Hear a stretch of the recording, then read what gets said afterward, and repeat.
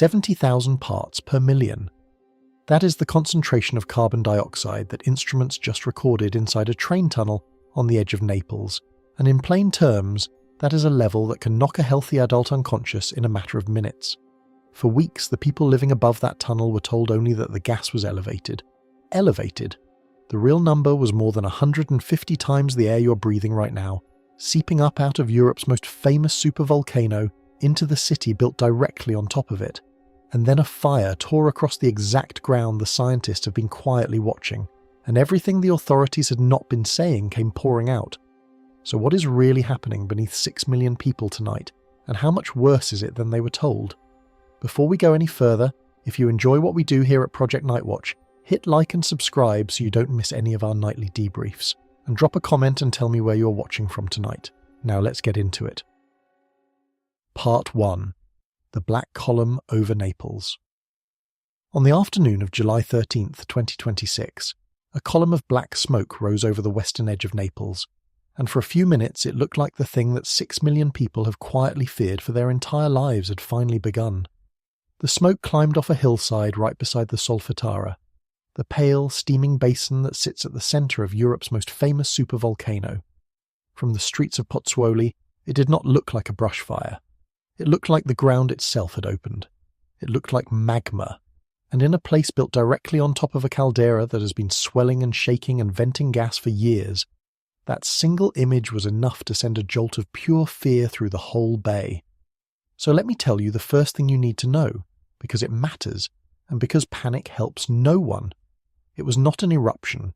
The black column was not volcanic ash punching up from a new vent. It was a fire. A fast-moving vegetation fire tore across the dry summer hillside on the eastern flank of the Solfatara, and as it spread it reached rows of parked cars and set them alight, and burning tyres and burning fuel are exactly what produced that thick, oily, terrifying black smoke. Take a breath. The mountain did not blow. The images that looked like the end of Naples were the images of a wildfire in an extremely unlucky place. But here is where the relief runs out, because the location of that fire is the whole reason this story is worth 2 hours of your evening. The flames did not burn across some random field. They burned across the single most closely watched patch of ground in the entire caldera, a corridor where scientists have thermal cameras pointed at the dirt, because the dirt keeps getting warmer, where volcanic gas seeps up through the soil, and where, just weeks earlier, official monitoring had already recorded the ground heating up. The fire crossed the exact terrain that a room full of volcanologists stares at every single day, waiting for it to do something. That is not a comforting coincidence. That is the setup for everything that follows. Let me put you on the ground so you can see what the people of Pozzuoli saw. The fire raced along the eastern side of the Solfatara hill, between Pozzuoli and the district of Agnano, pushing toward 2 roads whose names are about to become important to you, Via Antiniana and Via Solfatara. As it moved, it swallowed a stretch of scrubland and then it hit the cars.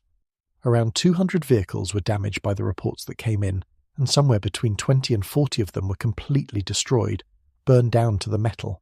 2 car dealerships took the worst of it, a Volkswagen dealer and a Volvo Penta dealer, their lots turned into fields of blackened frames. The headquarters of a local television station, Canal 21, sat close enough to the flames that it had to be evacuated. Roughly 22 people were pulled out of the danger zone as a precaution. Firefighters hit the blaze from the ground while helicopters and water-dropping aircraft ran pass after pass over the burning slope, and they worked into the night on terrain so steep and broken that simply reaching the flames was a fight. By the next day they had it under control, with only hotspots left smouldering under watch. Let me explain why that image hit so hard, because it is not just that a fire looks dramatic. It is that the people of the Bay of Naples carry a specific inherited dread that most of us do not. This is a region that has lived in the shadow of volcanoes for thousands of years, that has the buried city of Pompeii sitting a short drive away as a permanent monument to what the ground here can do. And Campi Flegrei is not the famous cone of Vesuvius on the eastern side of the bay. It is the quieter, wider, and in some ways more frightening thing on the western side. A caldera so large and so flat that most people who live on it do not think of it as a volcano at all until a day like July 13th. So when a black column rises off the flank of the Solfatara, it does not read as a wildfire to a Neapolitan. It reads as the beginning of the thing their whole history has warned them about. That is why the videos spread so fast, and why the fear was so immediate and so raw. The image spoke directly to the oldest fear this coastline has, and the specifics of what burned only sharpened that fear, because they were so intimate, so ordinary, so close to daily life. This was not a fire on a remote mountainside. It was a fire among the car dealerships and the television station, and the roads that people drive to work every morning, on a hillside where families live close enough to the Solfatara that, if you stand among those houses and look up, you are looking at the crater itself. That closeness is the thing you cannot unsee in the footage.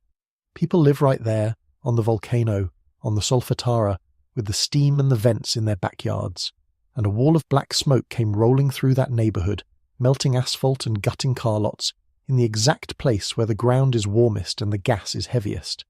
Even as a wildfire, it was a preview of how little separates ordinary life here from the volcano underneath it. Now, the official cause of the fire, as of right now, is a vegetation fire. A grass and brush blaze in a hot, dry Mediterranean July, the kind of thing that happens across southern Italy every summer. And I want to be honest with you from the very first minute of this video, because that honesty is going to matter later when we get into the parts that are genuinely alarming.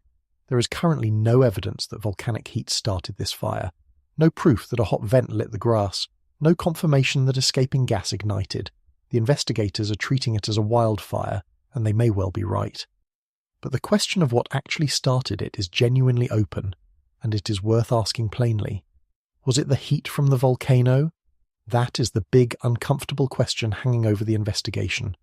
Because the flames entered an area where volcanic gases escape through the ground, where thermal cameras are watching for exactly the kind of temperature changes that could dry out and ignite vegetation, and where scientists had already recorded increasing heat beneath the surface. A hot summer and dry brush are enough to explain a fire almost anywhere in the Mediterranean in July, and that mundane explanation is the leading one.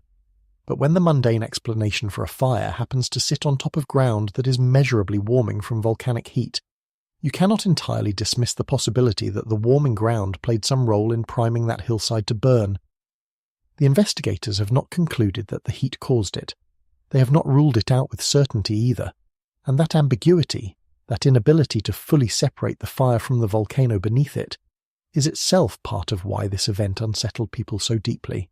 And yet, the location could hardly be more disturbing if you had designed it to be, because that burning corridor, the one with the cars and the dealerships and the television station, sits directly over a piece of ground where hot fluids and volcanic gases are moving just beneath the surface, where the temperature has been climbing, and where the caldera has been leaking something invisible and, in high enough concentration, deadly. The fire above the ground was frightening, but the fire above the ground is not the story. The story is what has been happening beneath it, quietly, for weeks, in a place most of the world was not watching until the smoke made them look. So what exactly is the ground under that hillside doing, and why were scientists already pointing cameras at it before a single blade of grass caught fire? Part 2. The corridor that was already being watched. Via Antiniana is not a famous road. It is an ordinary street on the southeastern edge of the Solfatara crater, lined with the ordinary business of a crowded Italian suburb, and if you drove down it, you would have no idea that you were driving along the outer flank of a volcano. But that is exactly what it is. That road runs just south of a place called Picciarelli, which is one of the most aggressive fumarole fields in the entire caldera, a patch of ground where superheated steam and gas roar up out of fractures with enough force and heat that you cannot safely stand close to it. The fire on July 13th burned toward Via Antiniana. It burned along the seam between the Solfatara and Picciarelli, the seam that the scientists never take their eyes off, and I mean that literally. The Italian Volcano Observatory operates a thermal camera trained on this exact zone, on the ground between the Solfatara and Picciarelli, and the job of that camera is narrow and specific. It watches the dirt for abnormal heat. Not the sky, not the sea, the ground. Because in a caldera like this one, the ground warming up is one of the signals that something below is changing, and the camera has been finding what it was built to find. The surveillance record for June noted a slight rise in the maximum ground temperatures during the second half of the month in the Agnano and Via Antiniana area. Read that back slowly. In June, the ground got hotter in the same corridor where, in July, a fire tore through. The flames crossed terrain that was already flagged, already warming, already on the watch list. That is why the fire, even as a plain vegetation fire, lands so heavily here. It made something visible that is normally invisible. On an ordinary day you cannot see that this ground is different. You cannot see the heat creeping up under Via Antiniana. You cannot see the gas threading through the soil. It takes a thermal camera and a monitoring bulletin to know it is there at all. And then a wildfire rolls across that same ground, in a wall of black smoke, and suddenly the whole world is looking at the one corridor the volcanologists have been quietly worried about. The fire did not create the danger, the fire pointed at it. Let me give you the geography clearly, because you are going to need this map in your head for the next 2 hours. Picture the Solfatara as a shallow, pale bowl of sand and steam. Around its rim and just outside it, the ground vents heat and gas in several spots. Picciarelli is the fierce one to the southeast, all roaring steam and rotten egg smell. Via Antiniana runs along that southeastern flank, and threaded through this whole area, under the roads and the houses and the car lots, are fractures in the rock that let gas and hot fluid rise from far below. This is not a mountain with a single crater at the top. This is a wide, low, collapsed basin, 8 to 12 kilometers across, and most of it is covered in city. When people say 6 million people live near Campi Flegrei, they do not mean 6 million people can see a volcano on the horizon. They mean 6 million people live inside and around the volcano, on top of the fractures, along the vents, beside the fumaroles. Let me give you a sense of just how much gas this ground gives off, because the tunnel number we're building toward means more once you understand the baseline.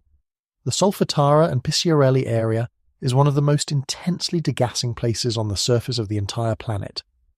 Long before any train tunnel was involved, scientists studying the diffuse release of carbon dioxide straight up through the soil across this crater had measured it in the thousands of tons per day. That is the caldera's ordinary constant exhale invisible, spread across the whole steaming basin, seeping up through the ground you walk on. The Solfatara does not need a vent or a crater opening to release gas. The entire floor of it breathes. So when we talk later about 95 tons of carbon dioxide pouring into one train tunnel, understand that this is a fraction of what the caldera as a whole is releasing every day across its surface. The tunnel is not the volcano's whole exhale. It is just the part of the exhale that found an enclosed box with people in it. And Picciarelli, that fierce field on the southeastern flank, has been the caldera's most obviously escalating feature for years. It is a churning, roaring patch of superheated mud and screaming steam vents, and over the course of this long unrest it has grown louder, hotter, and more active, its main vent widening, its mud pool bubbling more violently, its gas output climbing. Scientists watch Picciarelli the way a doctor watches a patient's most inflamed symptom, because changes there tend to track changes in the pressure of the whole system beneath. It is the loudest mouth on a volcano that has a great many mouths, and Via Antiniana, the road the fire pushed toward, runs right along the edge of it. The fire did not just wander near the volcano. It burned along the seam between the caldera's most concerning crater and its most aggressive fumarole field. And this is the part that so many people, even people who live there, struggle to hold in their heads, because it runs against everything a lifetime of pictures has taught us a volcano is. When you say the word volcano, your mind draws a mountain, a cone, a peak, a single hole at the top that smoke comes out of. Vesuvius, across the bay, looks like that, and that is the volcano Naples has always feared in the obvious way. But Campi Flegrei is the opposite kind of beast. It is a caldera, which means that instead of building a mountain up, it collapsed a mountain down, leaving a wide, shallow depression where the ground fell into the emptied chamber below. So there is no peak to point at. There is no single crater to fence off. The danger is spread across a broad basin, dozens of square kilometers of it, with vents and fractures and hotspots scattered throughout, and a city poured into every gap. You cannot evacuate away from the summit, because there is no summit. You are already standing inside the volcano. That geometry is exactly why a gas crisis, rather than a lava flow, is the shape the danger has taken this time. A cone volcano threatens you mostly from its top, with ash and lava, and flows racing down its sides. A caldera like this one threatens you from beneath your own feet, everywhere at once, through the ground you built your house on, and the tunnel you dug for your trains. The hazard is diffuse because the volcano is diffuse, and so the fire, burning across the flank of the Solfatara, and the gas pooling in a tunnel a short distance away, and the earthquakes rattling under Pozzuoli, and the ground rising under the old harbour, are not separate incidents in separate places. They are all the same volcano, expressing itself across the whole spread of the basin it collapsed into long ago. Understanding that is the key that unlocks everything else tonight, because it explains why the danger here does not announce itself with a mountain, but seeps up quietly through the floor. And the Solfatara itself is the area of highest concern, the spot where, if this caldera ever does erupt, many scientists think it is most likely to happen. That pale, dune-like basin that looks almost like a stretch of desert dropped into the suburbs, that is the pressure valve. That is where the steam comes out, where the temperature climbs, where the gas load is heaviest. So when a fire burns across the flank of the Solfatara, across the corridor between it and Picciarelli, across the exact ground a thermal camera has been watching for signs of change, the instinct to feel your stomach drop is not irrational. It is geography. Here is the honest read, and I am going to keep coming back to this balance because it is the spine of the whole night. The fire was almost certainly not volcanic, but it burned through the most sensitive real estate on the caldera, and it forced a question that the authorities have been trying to manage very carefully for the last month.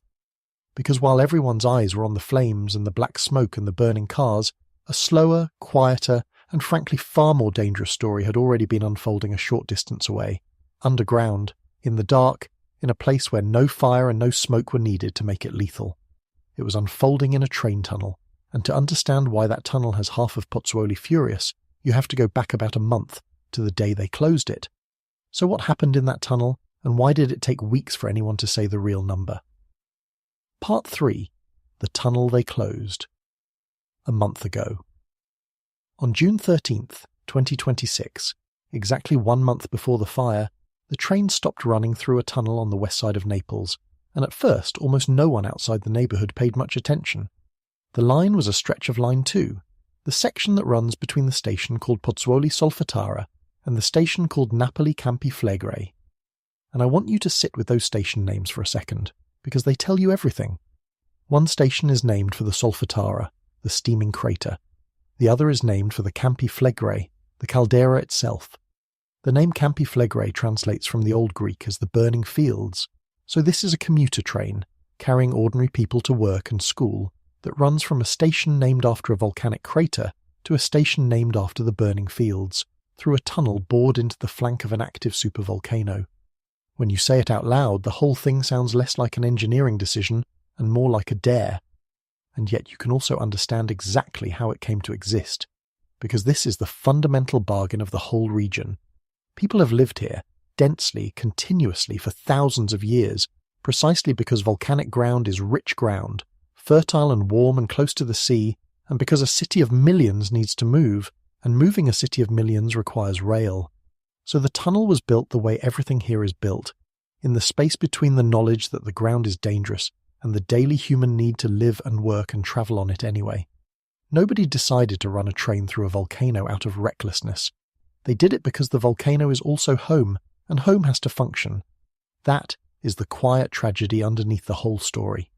The same ground that makes this one of the most desirable stretches of coastline in the world is the ground that fills their tunnel with a killing gas, and the people who live there do not get to separate the two. The tunnel even has a name of its own. It is called the Flegrei Tunnel, again after the Phlegrean fields, the burning fields. And the reason they closed it was not a crack, not a flood, not a fire. They closed it because of gas. Carbon dioxide had been accumulating inside the tunnel. Seeping up out of the ground, the tunnel is cut through, pooling in the enclosed space where the trains run.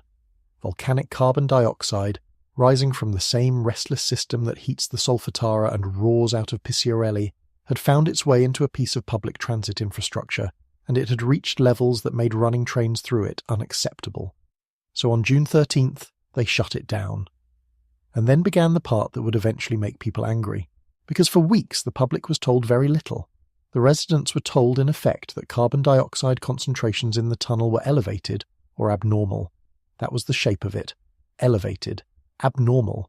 Words that tell you something is wrong without telling you how wrong. The train stopped. Emergency buses began carrying passengers along the roads instead, threading through the same streets, adding to the same traffic, in a city that did not need more of either. Engineers went into the tunnel, weeks passed, and the line did not reopen. Day after day the tunnel stayed dark and empty, the buses kept rolling, and the official description of why stayed vague. Understand what a closure like this does to daily life in a place that is already stretched. A rail line is not a luxury here. It is how people get to work, how students get to school, how a dense, crowded region moves itself around. When you sever a section of it, you do not just inconvenience a few commuters. You push thousands of people onto replacement buses that have to fight through streets that were already congested, in a part of the world where the roads do not have spare capacity to give. Every day the tunnel stayed shut, the disruption compounded, the frustration built, and the neighbourhood was reminded twice a day on their delayed commute that something was wrong underground that no one would fully explain. The closure was not an abstraction.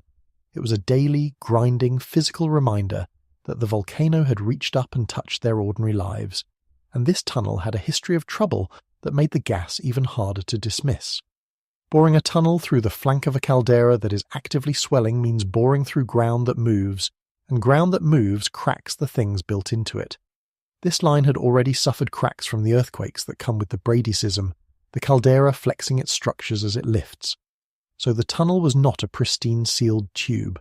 It was a piece of infrastructure that the volcano had already been working on, already stressing, already fracturing, and now it was filling that same compromised tunnel with gas. When you put those two facts together, a tunnel the volcano is cracking, and a tunnel the volcano is filling with carbon dioxide, you start to understand why some residents look at the whole project and ask whether a railway tunnel through the burning fields was ever a defensible idea in the first place. Now, think about what it means to build a railway tunnel here in the first place. You are boring a long, enclosed, poorly ventilated tube through the flank of a caldera that is known, documented, monitored to release gas through its fractured ground. We already know this system leaks. We have watched it leak through the soil, through the fumaroles, and, as you will see, through the walls of buildings. Putting a tunnel through that ground is putting a straw into the volcano and hoping the volcano does not exhale. And this tunnel has had its problems before, cracks from the earthquakes that shake the caldera as it swells. But it was there, it was built, people relied on it, and now the ground it runs through was filling it with an invisible gas. Here is the thing about the way this was first handled that I want you to hold on to, because it is the seed of the controversy that is now consuming Pozzuoli. When the authorities first detected the gas, the message to the public was soft. Concentrations were high, concentrations were abnormal, and by the way, this same gas was not only in the tunnel, it was being detected in the basements of buildings, in school structures, in other closed spaces near the Solfatara. The caldera was breathing its gas up into the human world in more than one place. But all the public really got in those first weeks was that reassuring, deflating word, elevated. The trains had stopped, the emergency buses were running, the engineers were coming and going, and the neighbourhood was left to fill in the blanks with their own imaginations, which, when you live on a supervolcano, tend to run dark.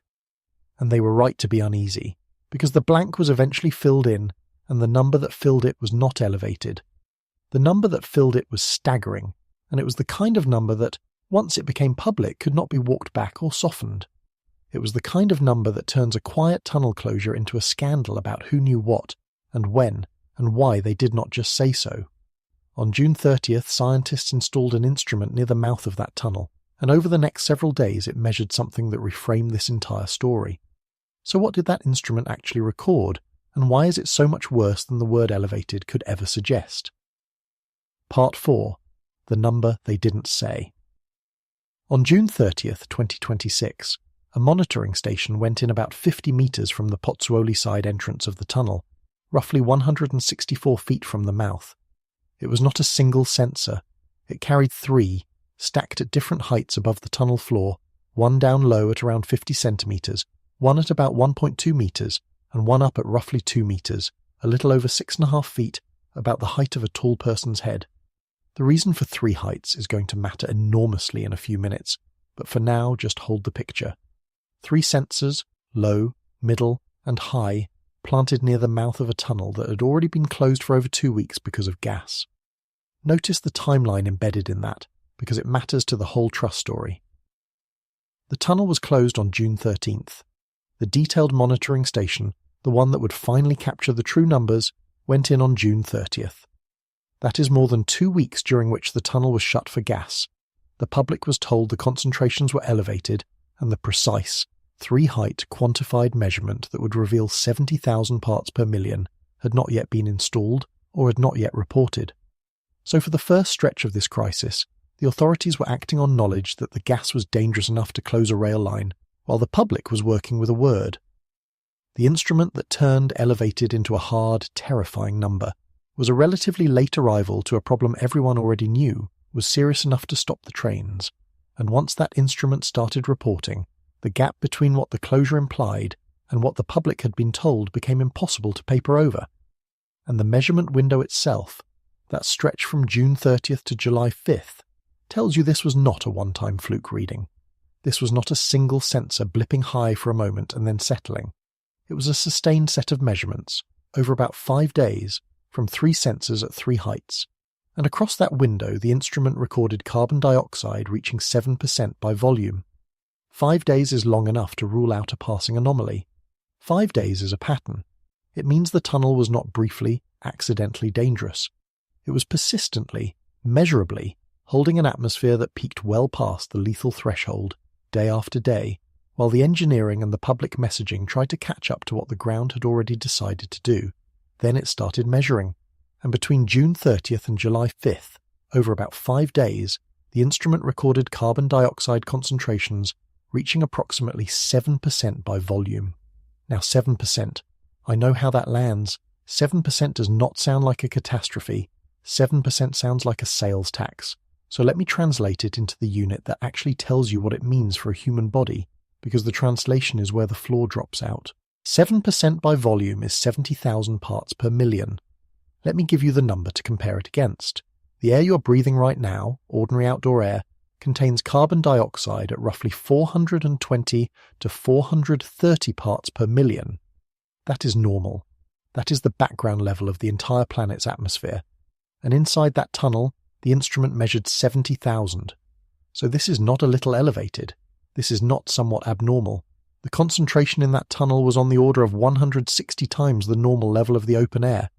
When the public was told the carbon dioxide was elevated, the reality was a reading more than 150 times the background of the atmosphere. And it gets more serious than a simple ratio, because there is a specific threshold in occupational safety that exists to mark the line where an atmosphere becomes acutely dangerous. In the American system, the standard set by the health and safety authorities defines a level called immediately dangerous to life or health. For carbon dioxide, that threshold is 40,000 parts per million. Above 40,000, you're in an atmosphere that can incapacitate or kill you in a way that gives you very little time to escape. The tunnel measured 70,000. The peak reading inside that tunnel was roughly 75% above the level that safety science formally labels immediately dangerous to life. This was not a warning zone. This was well past the warning zone. What does 70,000 parts per million actually do to a person? At that concentration, exposure of only a few minutes can cause severe intoxication, the kind that scrambles your thinking and your coordination, and it can push you toward unconsciousness, not over hours, over minutes. And if you were down there and you lost consciousness, you would be lying on the floor of the tunnel, which, as you're about to learn, is exactly where the gas is thickest. Do you see now why the word elevated feels almost obscene in hindsight? A commuter tunnel on the flank of a supervolcano was holding an atmosphere that could drop a healthy adult in the time it takes to walk its length. Let me walk you up the ladder of what carbon dioxide does to a human being as the concentration climbs, because the ladder shows you exactly how far past the danger line 70,000 parts per million really is. At the level of ordinary air, a few hundred parts per million, you feel nothing, because that is simply the atmosphere you evolved in. Push it up to around 10,000 parts per million, 1%, and most people start to feel drowsy, a little stuffy, the way a crowded, unventilated room feels.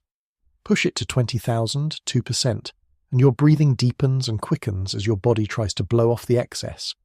Push it to 40,000, 4%, and you are now at that immediately dangerous to life threshold, where headache, dizziness, sweating, and rapid breathing come on fast and your judgment starts to slip.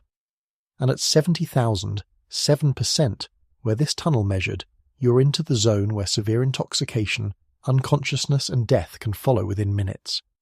The jump from a stuffy room to a lethal chamber is not gradual on this scale. It is a few percentage points, and the tunnel was sitting above the top of that ladder. For a sense of just how far outside the acceptable range this is, consider the limits that occupational safety sets for people who work around gases for a living. The standard workplace limit for continuous carbon dioxide exposure over a full shift is set at around 5,000 parts per million, and even a short-term exposure limit sits well below the immediately dangerous threshold. Those limits exist for healthy adults doing a job with protective oversight. The tunnel's reading of 70,000 was not a little over a workplace limit. It was more than 10 times the level considered safe for an 8-hour shift, and it was measured not in some industrial plant with ventilation and monitoring, but in a public commuter tunnel that, until a month earlier, had ordinary people riding through it every day. That is the distance the word elevated was covering, and I want to be careful and precise here, because precision is what separates this channel from panic. That 70,000 parts per million reading does not by itself mean magma is about to burst through the surface. It does not mean an eruption is scheduled. What it means is narrower and, in its own way, more unsettling. It means the caldera is pushing an enormous sustained volume of pure volcanic gas up into an enclosed human space at a concentration that would kill, and it means that the first public description of that fact did not come close to conveying it. The instrument did not detect a faint trace of something drifting in on a breeze. It detected a lethal atmosphere, and the moment that number stopped being an internal measurement and became a public one, the entire mood of Pozzuoli changed, because people do not forgive the distance between the word elevated and the number 70,000 easily. But to really understand why that gas is so dangerous in that specific place, you have to understand something about the gas itself, and about why a tunnel is close to the worst possible container for it. Part 5. Why a tunnel becomes a trap. Carbon dioxide is a quiet killer, and it earns that reputation through 3 physical properties that, when you put them together, describe an almost perfectly designed trap. The first property is that it is colourless. You cannot see it. There is no haze, no shimmer, no visible cloud pooling on the ground to warn you. The second property is that it is odourless. You cannot smell it. Unlike the rotten egg stench of some volcanic gases, which at least announces itself to your nose, carbon dioxide gives you nothing. No warning smell, no acrid bite in the throat that says turn around. The third property is the one that turns a tunnel into a death trap specifically. Carbon dioxide is heavier than air. Think about what that third property means inside a long, enclosed, poorly ventilated space. Because it is denser than the surrounding air, carbon dioxide does not disperse upward and dilute away. It sinks, it flows downhill, it pools in the low points, in the depressions, along the floor, and it stays there, building up, layer on layer, an invisible odourless lake of suffocating gas lying across the ground. In an open field, a breeze would carry it off and mix it into harmlessness, but a tunnel is not an open field. A tunnel is a container. It is a long, sealed tube with weak air movement, and gas that is heavier than air will settle into it and accumulate exactly the way water fills a bathtub. This is why those 3 sensor heights that I told you to remember matter so much: low, middle, high.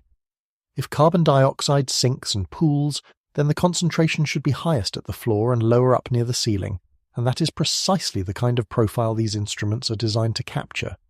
The early investigations found the highest concentrations near the bottom of the tunnel, and they found something else, something that adds a genuinely sinister layer. The concentrations were highest during the night, when the natural air movement was weakest. During the day, whatever faint circulation exists in and around the tunnel stirs the gas a little, keeps it from settling completely. But at night, the air goes still, and the gas pools and the floor of that tunnel fills up with the highest, deadliest concentrations in the darkness, when no one is watching and no one is meant to be inside. Now put a human being into that picture. Imagine a worker, an engineer, anyone entering that tunnel without knowing what is waiting near the floor. They would get no warning, not from their eyes, because the gas is invisible, not from their nose, because the gas is odourless. The first sign that anything was wrong would come from inside their own head, as the carbon dioxide began to displace the oxygen their brain depends on. Dizziness first, perhaps, then confusion, a fog rolling in over their thinking, then a loss of coordination, the body no longer quite doing what the mind tells it. And here is the cruelty of it. Those very symptoms, the confusion and the disorientation, are the symptoms that rob a person of the judgment they would need to recognize the danger and turn back. By the time you feel it, the gas has already taken the part of you that would tell you to run. You could be unconscious before you understood what was happening, and unconscious, on the floor, is where the concentration is highest. This is not theoretical fear. This is the specific documented physics of the specific gas that the specific instrument measured at 70,000 parts per million on the floor of that specific tunnel at night. Everything about the container and the gas conspires toward the same outcome. A heavy, invisible, odorless gas pooling in an enclosed low space, thickest at floor level, thickest in the dark, at a concentration well past the line that safety science calls immediately dangerous to life. The tunnel did not just happen to have some gas in it. The tunnel was, in the most literal sense, filling up with the volcano's breath, and doing so in the way most likely to catch and kill anyone who wandered in unaware. And if you think I am overstating how dangerous volcanic carbon dioxide can be, let me take you to the most terrible example the modern world has, because it proves the point in the starkest way imaginable. On the night of August 21st, 1986, at a crater lake called Lake Nyos in Cameroon, a huge volume of carbon dioxide that had built up in the deep water was suddenly released in a single catastrophic burst. Because the gas was heavier than air, it did not rise and dissipate. It flowed downhill, an invisible, silent flood, and it poured into the valleys and villages below the lake. It killed around 1,700 people, and it killed thousands of livestock, and most of the victims died in their sleep or where they stood, never knowing what was happening, because the gas that took them was invisible and odorless and gave no warning. Whole villages simply stopped breathing in the dark. That is carbon dioxide of volcanic origin, doing exactly what its physics dictates. It is not an exotic threat. It is a documented mass killer. Lake Nyos was the most sudden and the most deadly, but it is far from the only case, and the others show how many different ways this gas finds to kill. Just a few years earlier, in 1979, on the Dieng volcanic plateau in Indonesia, a release of volcanic gas, including carbon dioxide, overtook a group of villagers who were fleeing an eruption, and around 140 of them died where the invisible gas caught them on the low ground. And you do not even need a sudden catastrophic release for volcanic carbon dioxide to be lethal, which is the part that connects most directly to Campi Flegrei. Consider Mammoth Mountain in California, which sits on the edge of another restless caldera. Starting in the early 1990s, forest rangers there noticed something strange: large patches of trees dying across the mountainside for no obvious reason. The cause turned out to be carbon dioxide seeping up diffusely through the soil from the magma below, in concentrations high enough to suffocate the tree roots and kill acres of forest from underneath. And the human danger was real too. There were incidents where people in low-lying spots, in a snow-covered cabin, in a depression where the heavy gas had pooled, were overcome and nearly died because the invisible gas had filled the low ground exactly the way it fills that tunnel. Sit with the Mammoth Mountain example for a second, because it is almost a mirror of what is happening at the Solfatara, just with different scenery. A caldera, magma degassing carbon dioxide up through the soil, the gas pooling in low enclosed spaces, trees dying and people in the wrong low spot at the wrong time being overcome. The only real difference is that at Campi Flegrei, the low enclosed space that filled with the volcano's gas is not a snowy cabin or a forest hollow. It is a train tunnel in a city on a caldera that holds millions of people instead of ski trails. The physics is identical. The mechanism is identical. The threat is identical. What is different, and what makes Naples the more frightening case by far, is simply how many human beings live inside the exhale.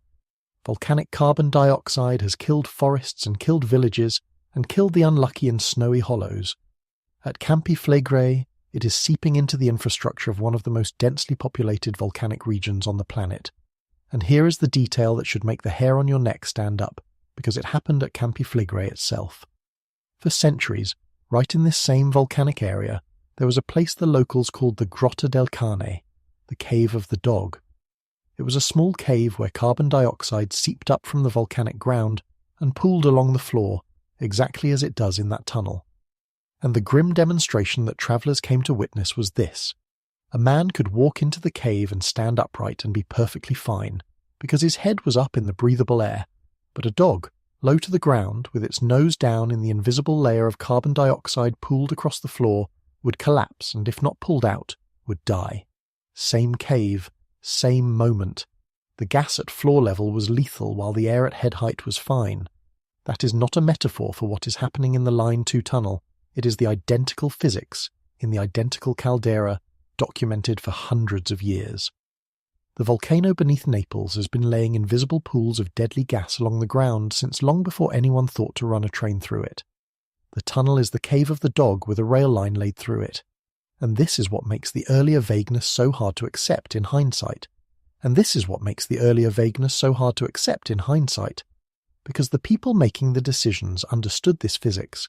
They knew what carbon dioxide is. They knew it sinks. They knew what 70,000 parts per million does to a body.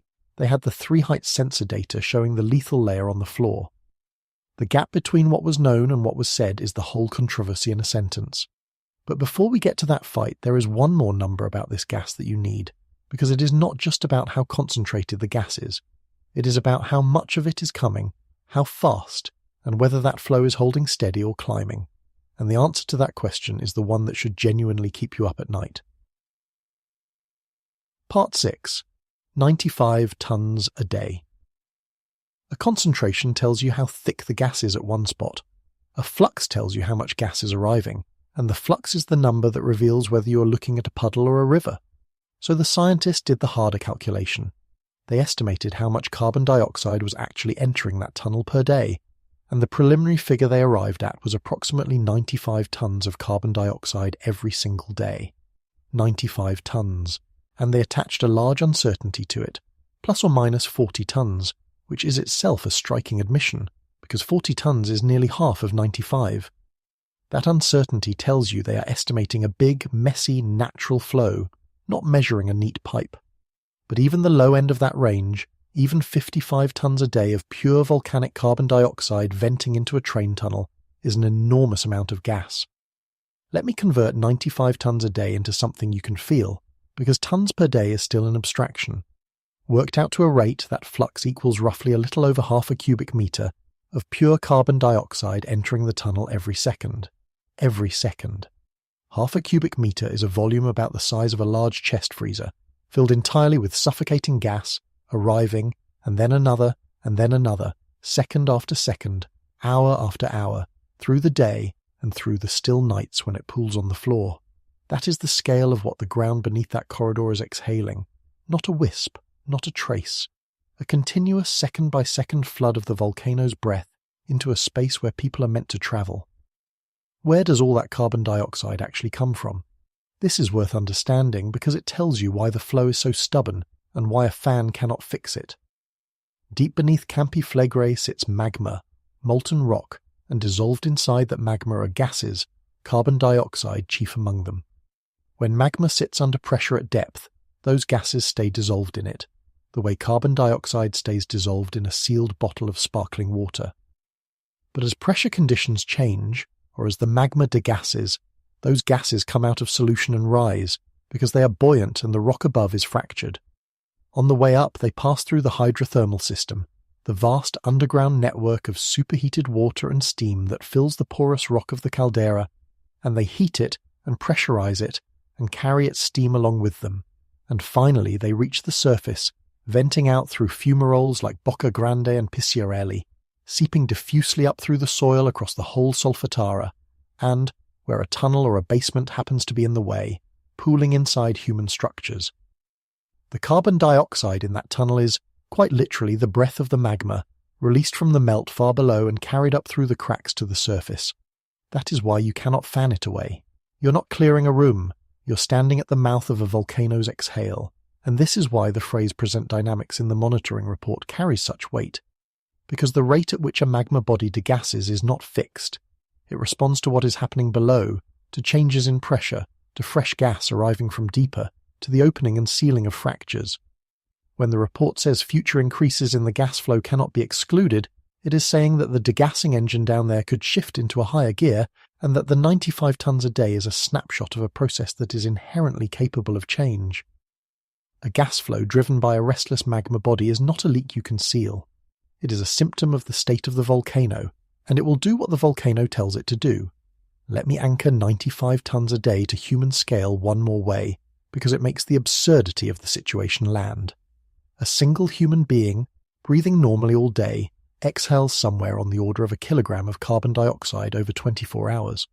So 95 tons a day, 95,000 kilograms, is roughly the daily carbon dioxide output of tens of thousands of people, all concentrated and funneled into one train tunnel, except that it is not warm, harmless human breath diluting into open rooms. It is pure, dense, volcanic carbon dioxide pooling in an enclosed tube. Picture the exhaled breath of a small town, stripped of its oxygen, poured into a single tunnel every day and settling onto the floor at night. That is not a poetic exaggeration. That is roughly the arithmetic of what the ground under that corridor is doing, and unlike a town full of people, the ground does not sleep, does not leave for the weekend, does not stop. The exhale is continuous, and the tunnel is always there to catch it. And then the monitoring report said something that I want to read to you carefully, because the wording is doing a lot of quiet work. The scientists stated that, because of the present dynamics beneath Campi Flegrei, future changes, including further increases in the tunnel's gas flow, cannot be excluded. Listen to that phrasing again. Present dynamics cannot be excluded. This is the careful, hedged, deliberately unshowy language that scientists use, and underneath the caution it is saying something with an edge. It is saying that the system down there is active and changing, that the flow of gas is not necessarily at some stable ceiling, and that it could climb higher. They are not predicting it will. They are refusing to promise it will not. And when a monitoring agency refuses to promise that a lethal gas flow will not increase, that refusal is itself a kind of signal. Because here is the context that gives those words their weight. There is research on this caldera suggesting that it would take only a small change in pressure beneath Campi Flegrei to tip the system toward a sudden event, a tiny nudge in the wrong direction at the wrong depth. I want to be clear that this is presented as a reason for vigilance, not as a prediction that anything is scheduled. But hold it next to the report's own language.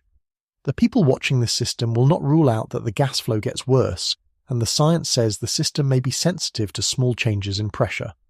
Those two facts, placed side by side, are why 95 tons a day is not a static, reassuring number. It is a number that could move, and the tunnel, remember, is not the only place this is happening. It is simply the place where the gas got measured most precisely, because it is an enclosed space with an instrument in it. But the same caldera is venting the same gas elsewhere. Volcanic gases have been detected in the basements of buildings, in school structures, in other closed spaces around the Solfatara. There are images of a building near the crater where sulfurous material is coming straight through the walls, the volcano's chemistry crusting up on the inside of a human structure. The tunnel is the headline because the tunnel is where the number is. But the gas is seeping into the human world across the whole affected zone, up through the floors, through the walls, into the places where people live and children go to school. The tunnel is not an isolated failure. The tunnel is the most visible symptom of a caldera exhaling into a city. So step back and hold the full shape of it.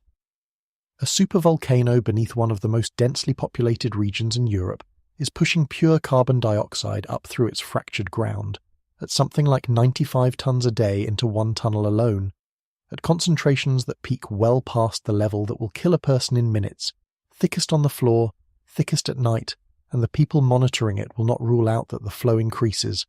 That is the physical situation. It is not a prediction of doom. It is a description of the present, and it would be a serious enough story on its own. But it became something more than a scientific story. It became a public scandal. The day the residents of Pozzuoli learned the difference between what they had been told and what the instruments had actually measured. So how did one word, elevated, turn into a full-blown crisis of trust? Part 7. Elevated. There is a single word at the centre of this controversy, and the word is elevated. When the tunnel was closed and the gas was first detected, that is essentially what the public was given. The concentrations were elevated. They were abnormal. And for a while, that was the whole story the neighbourhood had to work with.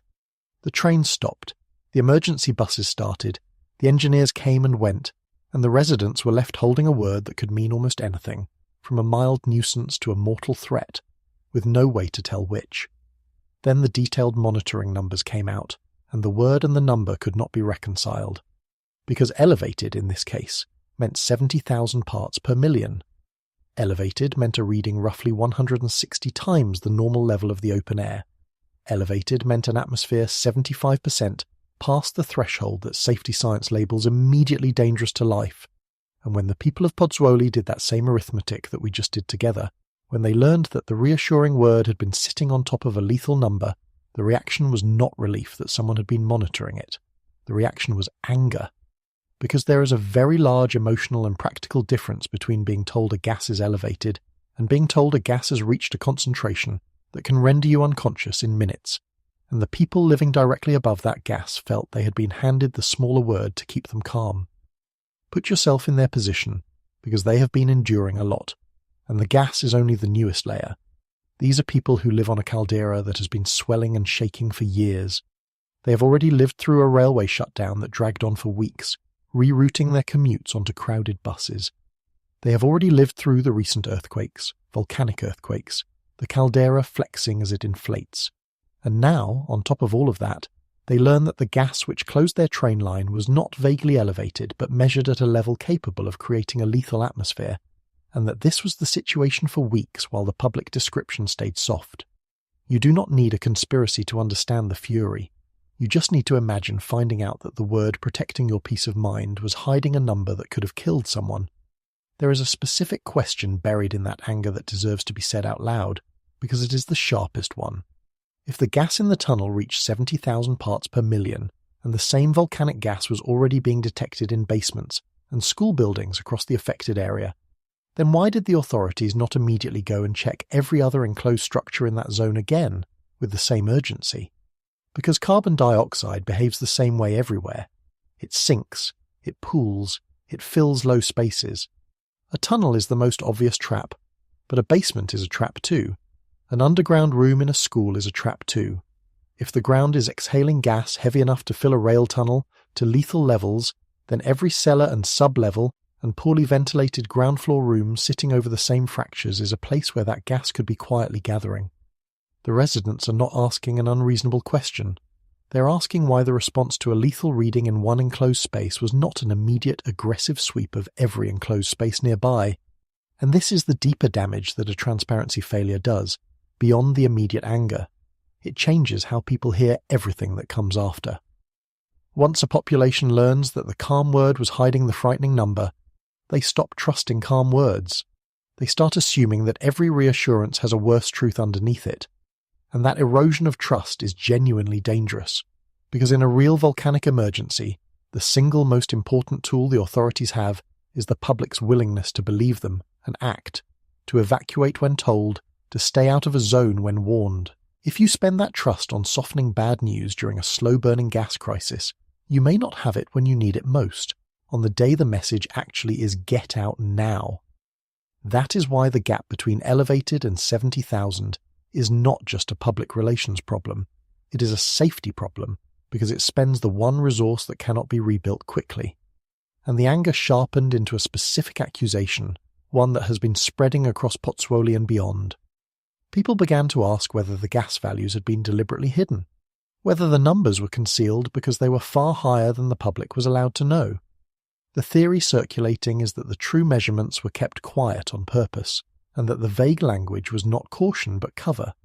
And I want to handle this claim carefully and honestly, the way we handle every claim on this channel, because it deserves both empathy and rigour.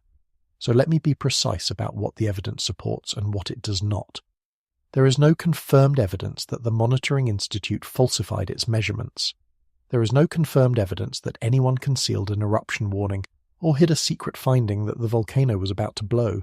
The instruments recorded 70,000 parts per million, and that number was eventually released. The measurement itself was not faked. What actually happened is something more ordinary and in a way more corrosive to public trust than a movie-style cover-up. There was an enormous gap between the phrase elevated carbon dioxide and the number 70,000 parts per million, and that gap created a serious transparency problem, not necessarily a lie, but a failure to communicate the true scale of the danger in language the public could act on. And in a place where people are already frightened and already feel unheard, a transparency problem can do almost as much damage to trust as an actual deception, because from the outside, the two can feel identical. This is the honest centre of the controversy, and I am not going to inflate it into something it is not, nor shrink it into something it was not. The residents were not wrong to be furious, because the distance between elevated and 70,000 is real, and it matters. But the leap from that distance to a deliberate conspiracy is a leap the evidence does not currently support. What we have is a communication failure serious enough that it has poisoned the well, so that now, whatever the authorities say next, a large part of the population is going to read it through a lens of suspicion, and that lens matters enormously, because the authorities did say something next. Under mounting pressure, with the anger boiling over and the accusations spreading, the Monitoring Institute issued a formal direct response, and that statement, meant to calm things down, instead raised a whole new set of questions about who, exactly, is responsible for the safety of the millions of people living on this volcano. So what did they actually say? Part 8. The Statement. On July 13th, the same day the hillside was burning, the Monitoring Institute issued its clarification, and it was clearly written to draw a hard line around what the Institute is and is not responsible for. The core of it goes like this. The Institute's job, it said, is to monitor the geophysical and geochemical activity of Campi Flegrei and to provide scientific assessments. That is the mandate. Watch the volcano, measure it, interpret it, report it. And then came the part that set people off. The Institute stated that it does not control railway operations. It does not decide when the trains stop. It does not set the construction or repair schedules, and it does not authorize the reopening of the tunnel. In other words, the Institute was saying, we measure the gas, but the decisions about the railway belong to someone else. Now, on a narrow bureaucratic level, that is true. A volcano observatory is not a railway authority. The scientists who measure carbon dioxide are not the officials who run train timetables. Those genuinely are different organizations with different jobs. But listen to how that lands on a population that is already frightened and already feels that the danger has been downplayed. Because if you live on this caldera, the distinction between measuring the gas and being responsible for the people threatened by the gas feels less like an organizational chart and more like everyone stepping back from the same terrifying problem at the same time.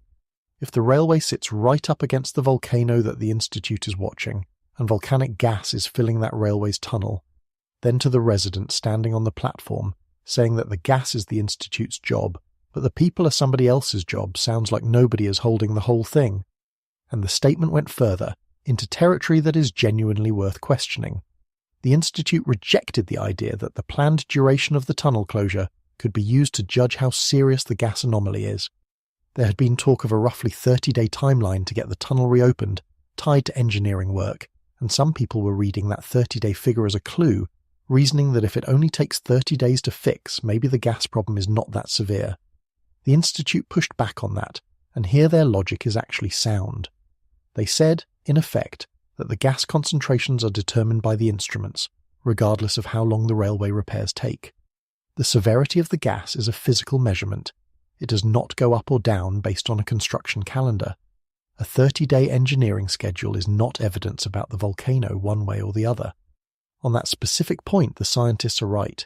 You cannot read the volcano's danger off a repair timeline. But notice what that careful, correct point also accomplishes. It cleanly separates the science from the infrastructure decision. The Institute is saying, our measurements stand on their own, and the choices about the railway are a separate matter that belongs to others. And a frustrated resident is entitled to push back on the framing. Because if the Institute is not responsible for the railway that runs through the volcano it monitors, and the gas in that railway comes directly from that volcano, then who is responsible for the nearly 6 million people living around it? If volcanic gas is filling a public tunnel, that gas is the volcano's doing, and it is fair to ask whether responsibility for a volcanic hazard can really be split so neatly from the volcano itself. This is where it helps to understand how the alert system for this caldera actually works, because the structure of it explains both the reassurance and the anxiety.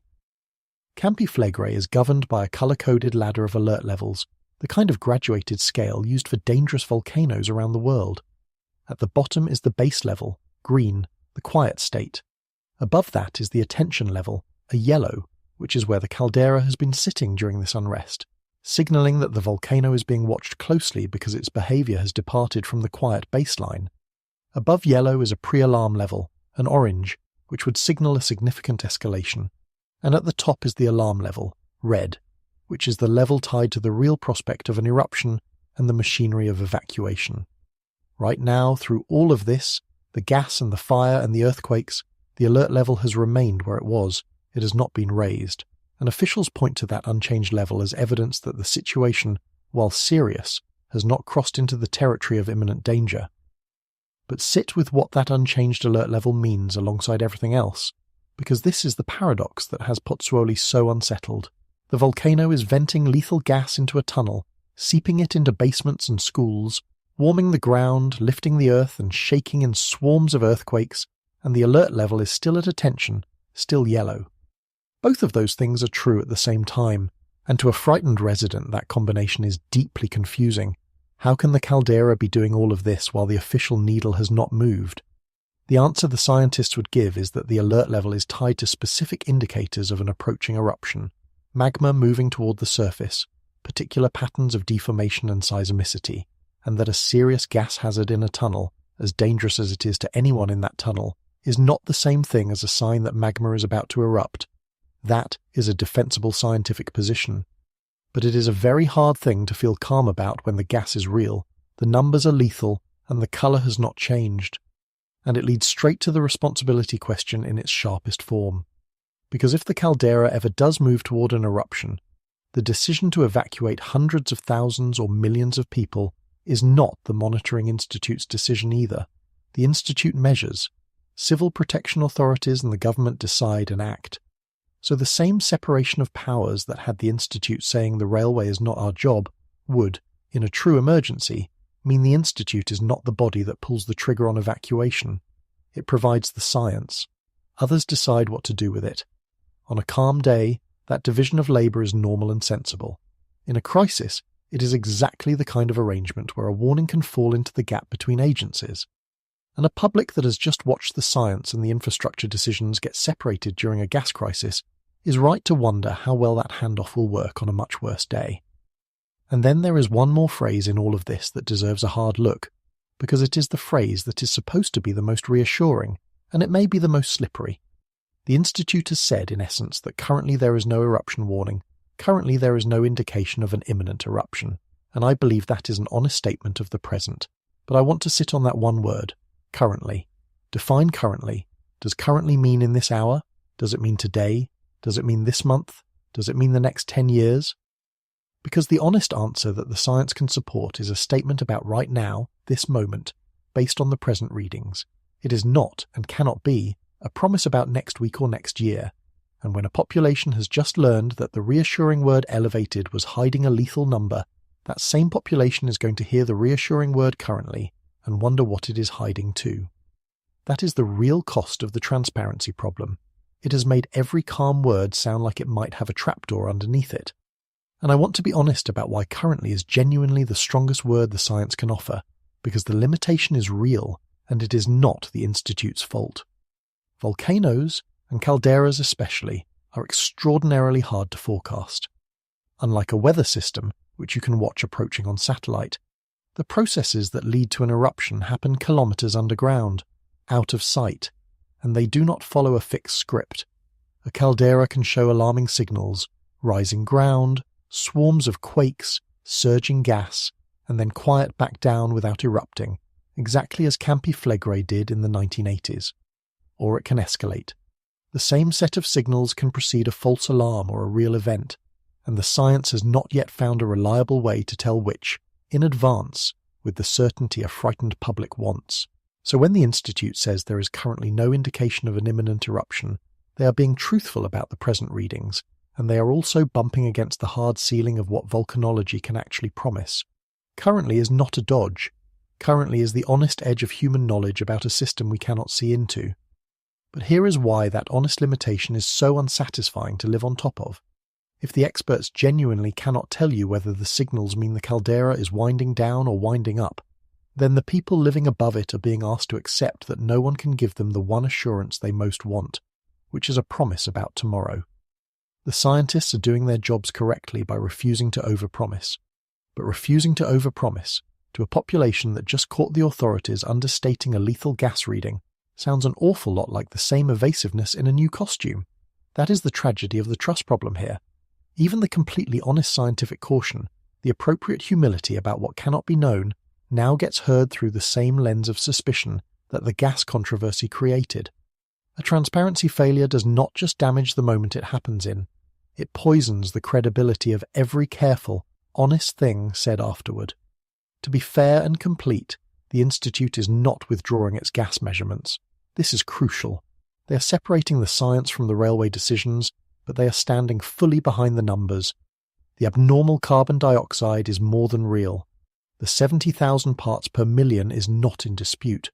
The Institute is not saying the gas is fine. It is saying the gas is genuine, the measurements are solid, and the questions about trains and tunnels belong to other authorities. So the science is not softening. What is fracturing is the public's trust in how that science is being communicated and who is going to act on it. And into that fractured, suspicious environment came another piece of research, one about a different gas, at a different spot in the caldera, that quietly suggested the officially reported picture might be undercounting the danger in a way almost nobody was talking about. So what did a laser pointed at a fumarole reveal? Part 9. The Laser. At Picciarelli. While all eyes were on the tunnel and its carbon dioxide, a separate and newly published study was looking at a different gas in a different spot, and what it found deserves your full attention, because it is quietly one of the most important pieces of this entire puzzle. The location was Picciarelli, that fierce fumarole field on the southeastern flank we keep circling back to. The gas was hydrogen sulfide, the toxic one, the one responsible for that rotten egg smell that hangs around so many of the vents in this caldera. And the tool was new. The scientists used an extremely fast laser instrument to measure the hydrogen sulfide, an instrument that responds in about 1 second. That speed is the whole point, so hold on to it. Here is why a 1-second response time changes everything. Most monitoring instruments are slower. They sample the air over longer stretches and report an average, and they only run for limited windows each hour. If a gas comes out of the ground in steady, even amounts, that kind of slow averaging captures it just fine. But if the gas comes out in short, sharp, concentrated bursts, brief pulses that spike and fade in seconds, a slow instrument will smooth those pulses away. It will average the intense spike together with the calm moments around it, and the result will look far milder than the peaks actually were.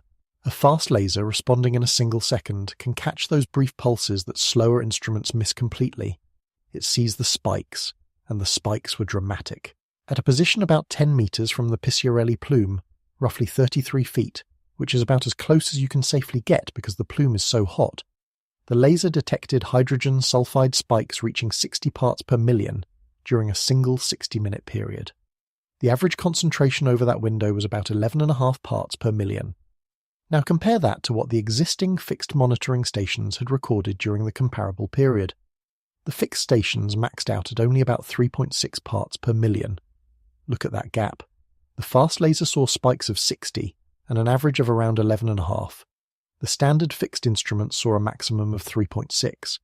The near-vent reality, captured in real time, was many times higher than the official monitoring picture suggested. And hydrogen sulfide is a particularly nasty gas to be undercounting because of how it attacks the body and how it fools your senses. At low concentrations, it announces itself with that unmistakable rotten egg smell, and you might think that smell is your safety warning. But here is the cruel trick. At high concentrations, hydrogen sulfide rapidly deadens your sense of smell. It causes what is called olfactory fatigue, essentially paralyzing the nerve endings that detect it, so that the more dangerous the air becomes, the less you can smell it. The warning switches off exactly when you need it most. You can walk into a rising concentration, notice the stench, and then, as it climbs toward truly dangerous levels, find that the smell fades, and mistake that fading for the danger passing, when in fact it is the danger deepening. And at high enough concentrations, hydrogen sulfide acts on the body much the way cyanide does, interfering with the cell's ability to use oxygen, so that a few breaths of a strong enough pulse can drop a person almost instantly. It is not a gas that gives you a long, gentle warning. In its concentrated form, it is a gas that can kill in a breath or two. Now overlay that on what the laser found. If the standard instruments are averaging away the sharp pulses, and the pulses near a fumarole can spike to 60 parts per million and beyond, then the real, moment-to-moment danger to anyone who gets close to one of these vents is being systematically understated by the slow monitoring. A worker, A curious hiker, someone who wanders too near a fumarole for a photograph, could walk into a brief, intense pulse that the official numbers would never show in a gas that deadens the very smell that might warn them. The laser study did not just add an interesting data point, it exposed a blind spot in how the caldera's most toxic emissions are being measured. A blind spot that hides precisely the short, sharp, lethal peaks that matter most for a person standing in the wrong place at the wrong second. And now carry that lesson straight back to the tunnel, because this is where the Picciarelli study stops being a side note and becomes genuinely worrying. If gas emissions from this caldera come in pulses, and if slow instruments average those pulses away, then think about what that might mean for the carbon dioxide in that tunnel. The 70,000 parts per million reading was already lethal, already well past the immediately dangerous threshold. But if the gas entering that tunnel also arrives in surges rather than a perfectly smooth stream, then there may be moments, brief peaks in the dead of night when the air is stillest, when the concentration on that tunnel floor climbs even higher than the reported figure. We do not have the same 1-second laser data for the tunnel's carbon dioxide that we have for the Picciarelli hydrogen sulfide, but the underlying behavior of a degassing caldera is the same, and the Picciarelli experiment just demonstrated in hard numbers that the peaks can run many times higher than the averages. That is not a reassuring thing to extrapolate onto an already lethal tunnel. This is the quiet, technical heart of why this whole story should be taken seriously rather than shrugged off. It is not that any single number proves an eruption is coming. It is that the numbers we do have may be the floor, not the ceiling. The tunnel measured 70,000. Picciarelli's fixed station said 3.6 while the laser said 60. Over and over the pattern is the same. The closer and faster you look, the worse the picture gets.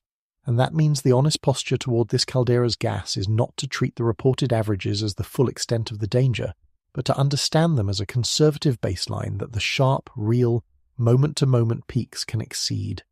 The volcano is not showing us its worst on the slow instruments, it is showing us its average.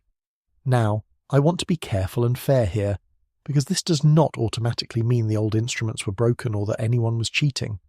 The fixed stations were located in different positions, and they operated only for limited periods each hour. They were measuring a different thing in a different way. So this is not a scandal about faulty equipment. But the experiment proved one thing beyond argument, and it is a thing that reaches back and touches the entire gas story we have been telling tonight. Short, concentrated pulses of gas close to a fumarole can be dramatically higher than the slower, standard monitoring systems reveal. The official numbers, the ones that get reported, may be systematically smoothing away the sharpest, most dangerous peaks. The real near-vent exposure can be worse than the averages say.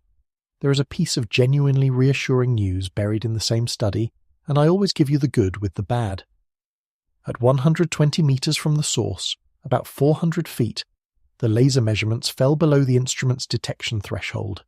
The gas disperses quickly once it gets out into the open air, so the danger was concentrated near the plume, right up close to the vent rather than spreading evenly across all of Pozzuoli. That is a real comfort. If you're not standing near a fumarole, the outdoor hydrogen sulfide is not blanketing the whole town. The hazard drops off fast with distance in the open air. Good. Hold on to that. But do not let the good news erase the deeper lesson, because the deeper lesson is what ties this back to the tunnel and to everything else. Two different gases, carbon dioxide and hydrogen sulfide, measured at two different locations, the tunnel and Picciarelli, and neither one by itself proves that magma is about to break through the surface. I need you to hear that clearly. Neither measurement is a countdown clock to an eruption, but together they prove something else, something you cannot argue your way out of. They prove that Campi Flegrei is releasing enormous quantities of gas through its fractures, through its soils, through its fumaroles, and through the human infrastructure like that tunnel that we have foolishly threaded through its flank. And they prove that the exact concentration you measure depends heavily on where you stand, when you measure, and how fast your instrument is. Which means the honest, uncomfortable bottom line is this: it can be worse than they think. Not because anyone is lying, but because the gas moves in pulses, and the slow instruments blur the pulses, and the fast instrument just showed us how much bigger the peaks can be. So if the gas is this active, what is the rest of the volcano doing? Because the gas is only one of the signals, and the others are not calm either. Part 10. The ground is rising. The gas is the loudest signal right now, but it is not the only one, and to understand why the gas matters you have to understand that it is riding on top of a much larger, slower motion that has been building for 2 decades. The ground at Campi Flegrei is rising. Not shaking, rising, lifting. The central part of the caldera is swelling upward, and it has been doing so in this current phase of unrest since around November of 2005. This is a phenomenon with an old and specific name in this place. They call it bradyseism, the slow movement, the gradual up and down breathing of the caldera floor as pressure builds and eases far below. Let me give you the numbers, because the numbers make the abstraction real. Right now, the central caldera is lifting at approximately 10 millimeters a month. 10 millimeters. That is less than half an inch, and I can already hear you thinking that sounds like nothing. But this is not a one-time nudge. It is a rate, month after month, and rates accumulate. At a monitoring station in an area called Rione Terra, the ground has risen approximately 30 centimeters, more than 11 inches, just since January of 2025. In a year and a half, a piece of the earth crust lifted by nearly a foot.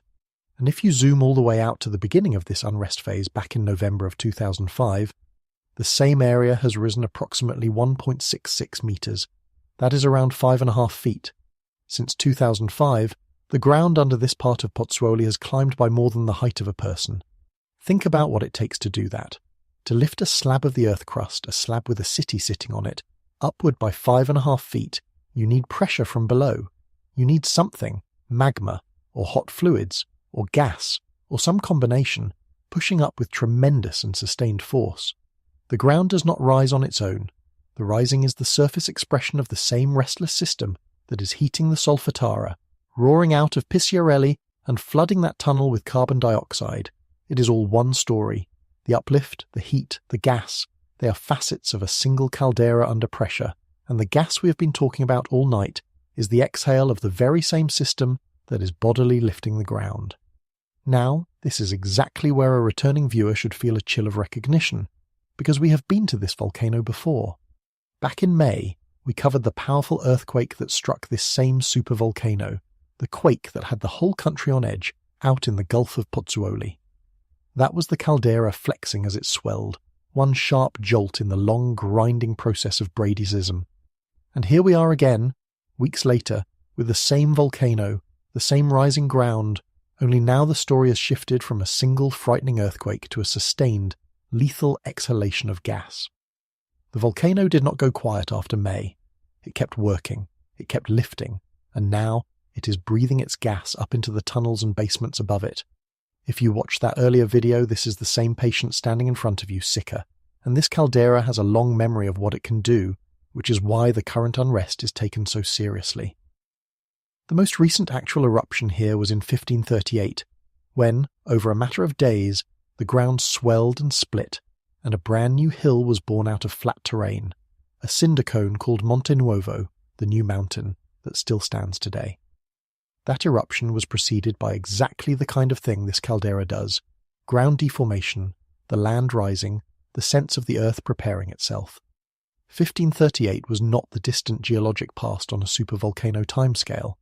It was the last time this restless caldera actually opened, and it opened after the ground rose.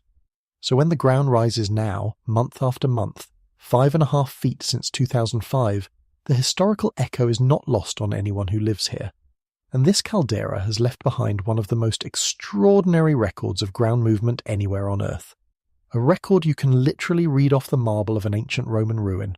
In the town of Pozzuoli stands a set of tall Roman columns, the remains of an old marketplace long known as the Temple of Serapis. And bored into those marble columns, several meters up from their bases, are neat rows of holes made by marine mollusks, the kind of clams that only live underwater in the sea. Read what that means.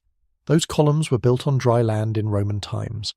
Then, over the following centuries, the ground sank, slowly, until the bases of the columns went below sea level and the sea rolled in, and marine clams bored their holes into the marble where it sat underwater. And then the ground rose again, lifting the columns back up out of the sea, carrying those clam-bored holes back into the open air, meters above the current waterline, where you can walk up and touch them today.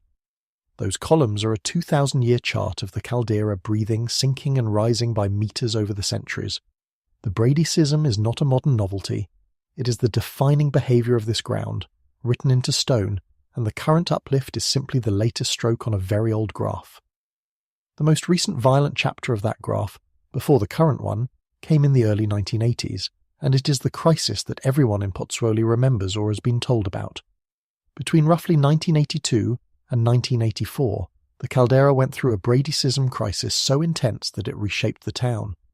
Over that period, the ground was struck by many thousands of earthquakes, and it rose by on the order of 1.5 meters to nearly 2 meters in the space of about 2 years, a staggering pace.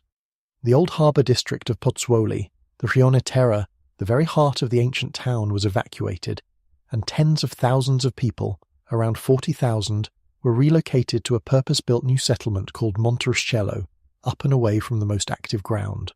No eruption followed that crisis. The ground eventually eased, and the acute phase passed. But it emptied the historic core of a city and moved a small town's worth of people, without a single drop of lava, purely on the strength of the shaking and the swelling. That is what this caldera is capable of doing to human life, even when it does not erupt. And if you go far enough back, the reason this place is called a supervolcano at all comes into focus, because Campi Flegrei's deep past contains eruptions on a scale that dwarfs anything in living memory. Around 39,000 years ago, this caldera produced the eruption known as the Campanian ignimbrite, one of the largest volcanic eruptions Europe has seen in the entire span of human existence, an event so vast it blanketed enormous areas in ash and is thought to have affected the climate across the region. Roughly 15,000 years ago came another major caldera-forming eruption, the one that laid down the yellow tuff that much of Naples is literally built out of. These are the events that carved the wide, collapsed basin that the city now sits inside. Nobody is saying tonight's gas crisis is a prelude to another Campanian ignimbrite, and I want to be crystal clear about that, because the distance between a tunnel full of carbon dioxide and a continent-shaking super-eruption is enormous. But it explains why this particular volcano is watched with the intensity it is. This is not a small mountain that makes a mess of a valley. This is a caldera with a documented history of some of the largest eruptions on the continent, and it is the one that is currently swelling under a city of millions. Which brings us back to Monte Nuovo, the new mountain, and why that one relatively small eruption of 1538 is the one that haunts the modern hazard planners more than the ancient giants do. Because Monte Nuovo was not a super-eruption. It was a modest event by this caldera's standards. But it happened in historical times. It was preceded by exactly the kind of ground uplift and swelling the caldera is doing now, and over just a few days it built an entire new hill out of level ground, in an area where people lived, burying a village in the process. That is the realistic template for what a Campi Flegrei eruption in the modern era might look like. Not necessarily the continent-altering catastrophe, but a localized sudden opening somewhere in the caldera, preceded by rising ground, in a place now packed with people. And rising ground is precisely what we have. I want to keep this in honest proportion, because the point of this channel is never to promise catastrophe. The uplift, on its own, does not mean an eruption is scheduled, and calderas can inflate for very long stretches without opening. Bradycism has raised and lowered this ground before, including a serious crisis in the 1980s, without an eruption following, so the rising ground is not a countdown. But it is the essential context for the gas, because it tells you that the gas is not some isolated plumbing quirk. It tells you the whole system is pressurized and active and has been for 20 years, and that the lethal carbon dioxide filling that tunnel is being pushed up by the same force that has lifted the earth beneath Pozzuoli by more than a person's height. The ground is rising, the gas is flowing, and the earthquakes, as you're about to see, have not stopped either. Part 11. 400 Earthquakes. If the rising ground is the slow signal and the gas is the loud one, the earthquakes are the constant background drumbeat, the sound of the caldera adjusting itself in real time. And in June, that drumbeat was fast. During the month of June, Campi Flegrei produced almost 400 recorded earthquakes. 400 in a single month under one caldera. Most of them were small, the kind you would never feel, but the strongest reached magnitude 3.6, and for this caldera, in this context, a magnitude 3.6 is significant. This is not the deep, distant seismicity of a subduction zone far offshore. This is shallow, local shaking, right under the city, produced by the fracturing and shifting of rock as the ground inflates and the fluids move. Where those earthquakes happened tells its own story. 3 separate earthquake swarms were identified during that stretch, and their locations map almost perfectly onto everything else we have been discussing. One swarm centered around the Agnano area, near the Aeronautical Academy, which is the same corridor where the fire burned and where the June ground temperatures were rising. Another clustered around the Solfatara itself. A third out toward the Astroni and Monte Nuovo area, the old ground of that 1538 eruption.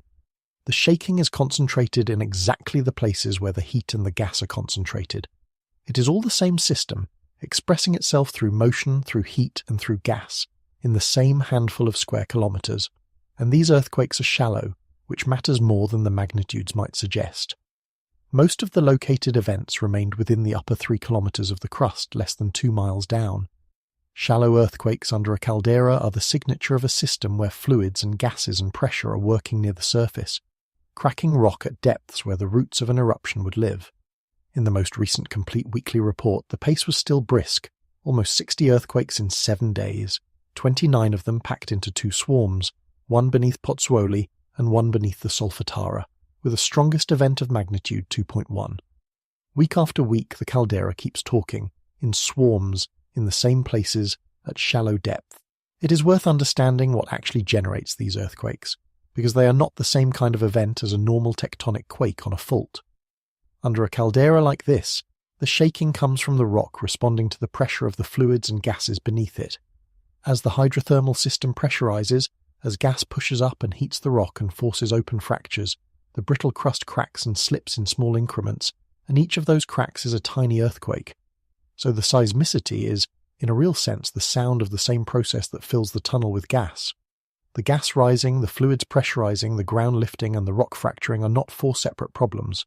They are 4 instruments in one orchestra, and when the gas flow is high and the ground is rising fast, the earthquakes tend to come in swarms, because it is all being driven by the same underlying push from below. The magnitude 3.6 in June is not large as earthquakes go, but under a shallow caldera, in the upper couple of kilometers of crust right beneath a dense city, a magnitude 3.6 is felt. It rattles buildings, and in an area where much of the older construction was never built to shrug off shaking, even moderate quakes carry real risk.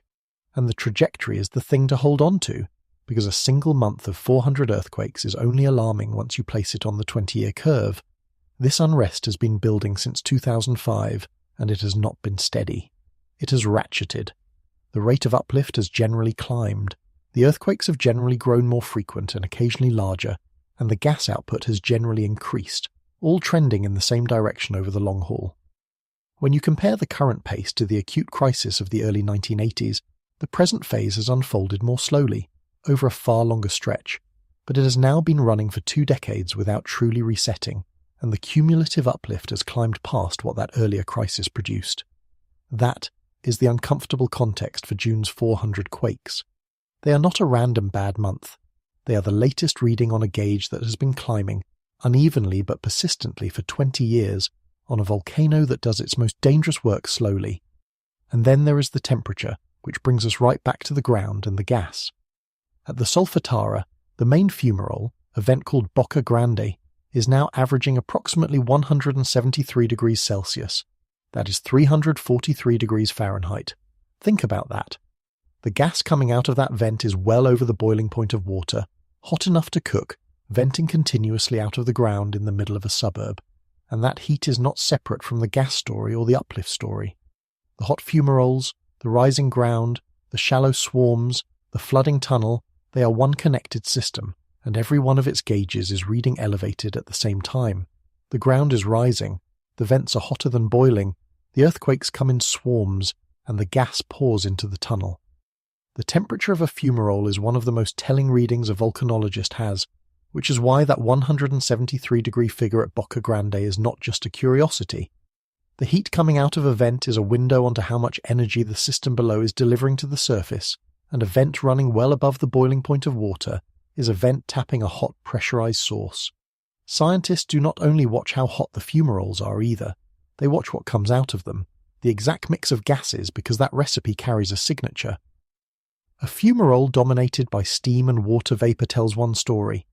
A fumarole where the proportion of deep magma-sourced gases like carbon dioxide climbs relative to the water tells another, because it suggests the deeper, hotter, magmatic part of the system is contributing more directly. Over the long unrest at Campi Flegrei, the general trend in the fumarole chemistry has been read as a system where the magmatic contribution has become more prominent, which is exactly the direction that raises concern rather than easing it. So when you put the fumarole temperature next to the gas flooding the tunnel, you are looking at two readings of the same underlying thing from two different angles. The vent temperature says the system is hot and energetic. The tunnel gas says that system is pushing a large sustained volume of magmatic carbon dioxide up to the surface. Neither reading, alone, forecasts an eruption, but both point the same way, toward a caldera whose connection to its deep, hot, gas-charged source has been strengthening rather than fading, and that is the through line that ties this whole part together. The uplift, the swarms, the fumarole heat, the gas, they are not four unrelated gauges.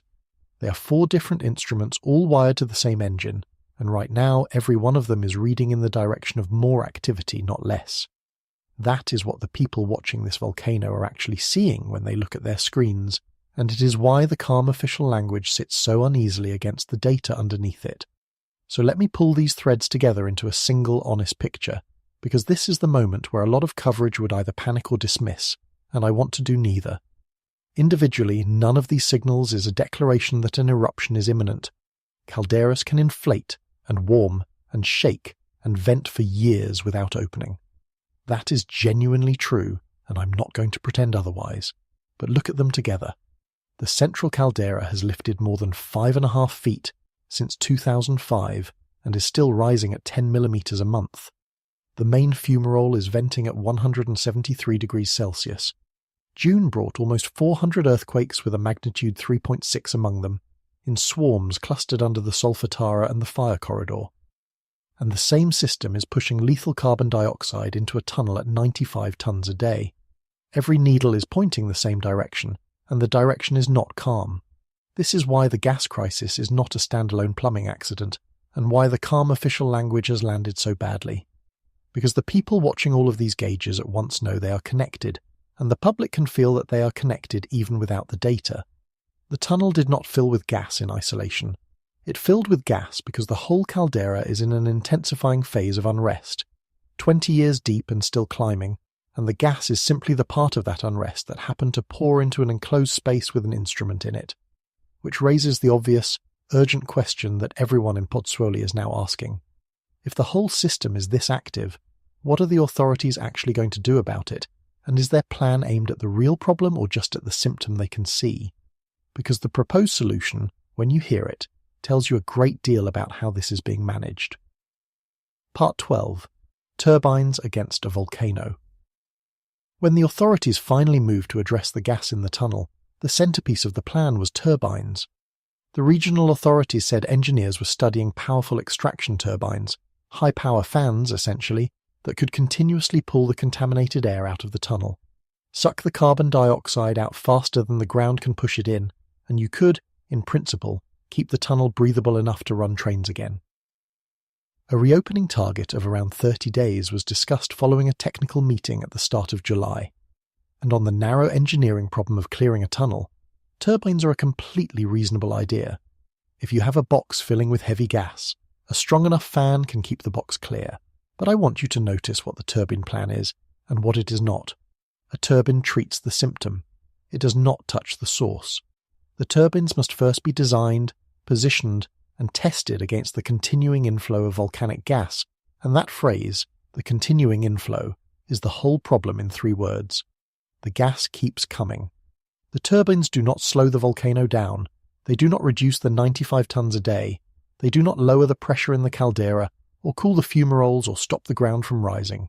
They just fight to remove the gas after it has already entered the tunnel, in a permanent, unending contest against a volcano that has been exhaling for 20 years and, by the Monitoring Institute's own careful admission, might exhale harder. You can build a machine to bail out the boat. You cannot build a machine to stop the sea. And the reason this gap between symptom and source is so frightening here, more than at almost any other volcano on Earth, comes down to a single word. People. The core red zone around Campi Flegrei the innermost area that would have to be evacuated first in a true emergency, holds on the order of 500,000 residents, concentrated in Pozzuoli and the surrounding towns, and the wider metropolitan area of Naples, the zone that would be affected by ashfall and disruption and panic, holds more than 6 million. There is a German expression that captures the situation grimly. The idea of building something right around the ears of a giant, and that is what Naples has done. It has built a metropolis of millions directly around the ears of a supervolcano. Now imagine trying to evacuate 500,000 people quickly from a dense, tangled, traffic-choked region along the same limited roads that already cannot handle a single closed train tunnel. The evacuation plans exist on paper, but the physical reality of moving 500,000 people out of a caldera in a hurry before an event that might give only short warning is one of the hardest problems in all of civil protection, and everyone who studies it knows it. That is what makes the extraction turbine plan feel so small against the scale of the threat. A fan in a tunnel is a reasonable answer to the question of how to run trains again, but it is not an answer to the real question, which is what happens if this caldera, which is already lifting the ground and venting lethal gas and shaking in swarms, shifts into a higher gear while millions of people live on top of it. The turbines address the exhale that reached the tunnel. They do nothing about the lungs, and they do nothing about the fundamental vulnerability, which is that an enormous population lives inside the blast radius of a volcano that answers to no one's schedule. When the authorities talk about turbines and 30-day timelines, they are managing the piece of the problem they can actually touch, while the piece that truly matters, the volcano itself and the millions living on it, remains exactly as it was, and there is a quiet tell in the authorities' own contingency planning that reveals what they actually expect. Officials said they are considering expanding carbon dioxide detectors beyond public buildings and into private properties in the affected area, but only if the affected area continues to grow. Sit with that conditional. They are preparing to put gas detectors into people's homes if the zone of danger expands. You do not draw up plans to monitor private homes for a lethal volcanic gas unless you think it is genuinely possible the gas will reach those homes. The plan to expand detection is an admission, written in bureaucratic caution, that the affected area may not be done growing, and in fact we already know the gas has reached beyond the tunnel, into basements, into schools, seeping through walls. So the honest reading of the turbine and detector plan is that the authorities are bracing for the problem to persist and possibly spread, while presenting a fix that only addresses the one enclosed space they can most easily ventilate. This is the point in the story where the conspiracy theories get their oxygen, and I want to walk through them honestly rather than dismiss them or endorse them, because the people spreading them are not stupid, they are frightened, and fear plus a transparency failure is fertile ground.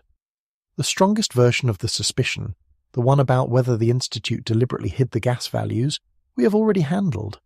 The evidence does not support falsification. It supports a real and serious communication failure, which is a different thing, but which feels the same from the receiving end.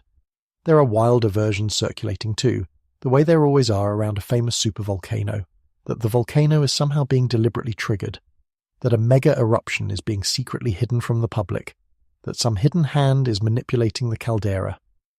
And here I have to be straight with you, the way I always am. There is no evidence for any of that, and the physics does not need it. Everything we have described tonight, the rising ground, the hot fumaroles, the swarms of shallow earthquakes, the 95 tons of carbon dioxide a day, all of it is fully explained by natural caldera unrest. This is what a large, restless caldera does when it's pressurized. It lifts, it heats, it shakes, and it degasses. You do not need a secret weapon or a hidden hand to produce a volcano venting gas. You just need a volcano. The mundane, natural explanation accounts for every single reading, and no evidence points to human causation. So explore the fear, honestly, yes, but land where the science lands. But there is a legitimate question tangled up inside the conspiracy talk, and I do not want to throw it out along with the parts that are unsupported, because it is a fair thing to ask. Why is the gas increasing so much? Why now? If this is just routine caldera behavior, why has the flow into that tunnel climbed to the point of closing a rail line, and why does the monitoring report itself refuse to rule out that it climbs further? That is not a conspiracy question. That is exactly the right question, and the honest answer is that it points back to the intensifying unrest we have been documenting all night. The gas is increasing because the whole system is in a more energetic phase than it was a decade ago, More uplift, more heat, more seismicity, and more degassing, all rising together. You do not need a hidden hand to explain the increase. You need only to accept that the volcano is more active than it used to be, which is precisely what all the boring published official data already says. The frightening version and the true version arrive at nearly the same place. The caldera is doing more than it was. The only thing the conspiracy adds is a villain, and the science does not need one. And this is exactly why the turbines feel so inadequate as a response, and why so many residents look at that plan with a kind of bitter disbelief. A turbine pulls gas out of a tunnel. Fine. But turbines do not help when a volcano decides to do something. They cannot reach down and calm the magma. They cannot slow the degassing. They cannot lower the pressure that is lifting the ground. If the reason the gas is increasing is that the caldera is escalating, then fighting the gas with fans is like treating a rising fever by wiping the sweat off a patient's forehead. It makes the visible symptom look better for a while. It does absolutely nothing about the illness underneath. The residents who ask, with obvious frustration, "What about the gas? Why is this increasing so drastically?" and turbines are your answer, are asking the most rational question in the entire story. They have understood the thing the tidy engineering plan is designed to gloss over. The tunnel is not the problem. The tunnel is where the problem became impossible to ignore. What is left, when you clear away both the cover-up theory and the triggering theories, is a picture that is unsettling enough without any embellishment, and it is this. A natural, powerful, restless caldera is in an intensifying phase, and the human systems built on top of it, the tunnels, the monitoring, the public communication, the emergency planning, are straining to keep pace with a volcano that answers to no schedule and no committee. The turbines are a genuine engineering response to a real hazard, and they may well keep that tunnel usable, but they are a response to the exhale, not to the lungs, and the lungs are still working. So after all of this, the gas, the fire, the tunnel, the statement, the rising ground, the swarms, where does it actually leave the 6 million people living on this volcano tonight? Is Campi Flegrei about to erupt, or is something quieter and stranger the real truth of this moment? Part 13. What currently means? Let me answer the biggest question as plainly and as honestly as I can, because you have earned a straight answer after all of this. Is Campi Flegrei about to explode? The honest answer, based on the current evidence, is that it does not show an eruption is imminent. The alert level for the caldera remains where it has been, at what is often described as the attention level, a kind of dark yellow rather than a red. The Monitoring Institute has said, and I believe them on this specific point, that right now there is no eruption warning. The whole weight of the science says the same thing. This is a caldera in an intensifying phase of unrest, not a caldera in the act of erupting, and those are genuinely different things. But look at the strange, uncomfortable shape of what we are actually living inside. Because on the one hand, the official alert stays at dark yellow, and officials say there is currently no indication of an imminent eruption. And on the other hand, that same volcano is forcing lethal concentrations of carbon dioxide into a train tunnel, seeping its gas through the walls of homes and the floors of schools, venting at 173 degrees out of the Solfatara, lifting the ground beneath the city by more than 5.5 feet over 2 decades, and producing 400 earthquakes in a month. So here is the question that hangs over all of it, the one that I cannot stop turning over. How can both of those things be true at once? How is the alert only dark yellow while the caldera is poisoning the air in the streets above it? And that brings us back to the single most important word in the entire story, the word I asked you to hold on to earlier: currently. When the Institute says there is currently no eruption warning, that word is doing all the work. Because currently is an honest description of this exact moment, based on this exact set of readings. What it is not, and what it can never be, is a promise about next week, or next month, or next year. The science can tell you the state of the volcano right now. It cannot tell you the state of the volcano on a date of your choosing. And the monitoring report itself, remember, refused to rule out that the gas flow increases, and pointed to a system where only a small change in pressure might tip things toward a sudden event. So currently is true. Currently is also the thinnest possible word to stand on when you live on top of a supervolcano that is measurably getting more active. Here is the distinction I most want you to carry out of this video, because it is the thing that separates informed vigilance from both panic and false comfort. The fire, thankfully, is being extinguished. As I record this, The flames on that hillside are being brought under control, the helicopters have done their work, the hotspots are being watched. The visible danger, the black column that terrified Naples, is nearly over. But the gas source is still active. The volcano did not stop breathing when the fire stopped burning. The tunnel is still filling. The ground is still rising. The fumaroles are still venting above the boiling point. The fire was the thing you could see, and it is ending. The gas is the thing you cannot see, and it is continuing. Do not let the ending of the visible thing convince you that the invisible thing has ended too. So let me give you the honest watch list, the specific things that will tell us, in the weeks ahead, whether this caldera is holding steady or shifting. Watch the gas flow into that tunnel, the 95 tons a day, because the monitoring report itself said increases cannot be excluded, and a rising number would be the clearest sign that the system beneath is pushing harder. Watch whether the affected area grows, whether the authorities end up putting those carbon dioxide detectors into private homes, because that expansion would mean the gas is reaching farther into where people live. Watch the ground, the uplift rate, because an acceleration in the swelling has historically been the caldera's way of announcing a change of state. Watch the earthquakes, not just their number, but their depth and their location, because a migration of the shaking, or a shift toward larger or shallower events, is what the scientists themselves look for. And watch the temperatures at the fumaroles, at Bocca Grande and Picciarelli, because heat is the most direct readout of the energy in the system. None of these, on any given week, is a countdown. But together they are the dashboard, and right now every gauge on that dashboard is reading elevated at once. And I want to be fair and give you the genuine reasons for calm as well, because they are real. The alert level has not changed. The scientists, who have every incentive to be honest with a public that is watching them closely, say there is no current sign of an imminent eruption. Calderas can and do stay in states like this for years, even decades, without opening, and this one has already done exactly that, through the crisis of the 1980s and through 20 years of the current unrest. The most likely outcome of any given month is that the caldera keeps grinding along, dangerous and restless but not erupting. That is the honest base case, and I am not going to take it away from you. But notice how strange it is that the base case, the calm, most likely scenario, still includes a supervolcano venting lethal gas into a tunnel and seeping it through the walls of schools. That is what makes Campi Flegrei different from almost anywhere else on Earth. The everyday, non-eruptive, business-as-usual state of this volcano is already dangerous. You do not need an eruption for people to be at risk here. The gas alone, the ordinary exhale of a restless caldera, is enough to close a rail line, poison a tunnel, and force a debate about who is responsible for the safety of millions. Most volcanoes are dangerous only when they erupt.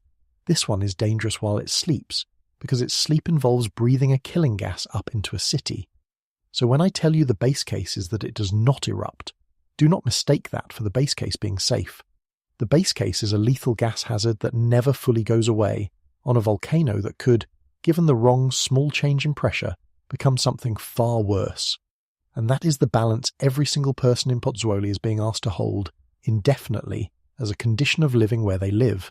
Not the drama of an imminent eruption, which the science says is not indicated right now, but the grinding, open-ended reality of a volcano that is measurably more active than it was, that leaks a gas that can kill in minutes, that shakes their homes in swarms, that lifts the ground under their feet, and that the experts honestly cannot promise will stay in its current state. It is a strange, heavy way to live, on top of the burning fields, waiting to see which way the gauges move next. And this is the deepest truth of what happened this week at Campi Flegrei, the thing that makes it worth all the time we have spent together tonight. What we witnessed was not a volcano erupting, it was a volcano exhaling into a city built on its mouth, while the people responsible for warning that city argued about whose job it was to say how bad the exhale really was. The danger here is not the cinematic one, the lava and the ash and the pyroclastic flow that the movies trained you to fear. The danger, at least tonight, is quieter and more intimate than that. It is an invisible, odorless gas pooling on the floor of a tunnel at night, seeping through a basement wall, rising through the ground a fire just crossed, in concentrations that can kill in minutes, produced by a caldera that has been swelling for 20 years and is, by every gauge we can read, still gathering itself. So, I am going to leave you with the question the scientists themselves cannot yet answer. the one that will decide how the next chapter of this reads. The monitoring report said, in its careful way, that further increases in the tunnel's gas flow cannot be excluded. Not that they are coming, just that they cannot be ruled out. 95 tons a day, plus or minus 40, and a system sensitive enough that a small change in pressure might be all it takes. So the thing to watch, in the weeks ahead, is not the fire, which is nearly out. It is the number. Will that gas flow hold, or fall, or climb? Because if the volcano's exhale gets deeper, the whole calculation changes, and the word currently expires. The ground is rising, the vents are hot, the tunnel is full, and underneath a city of 6 million people, in the dark, the burning fields are still breathing. The only question left is how deep the next breath goes.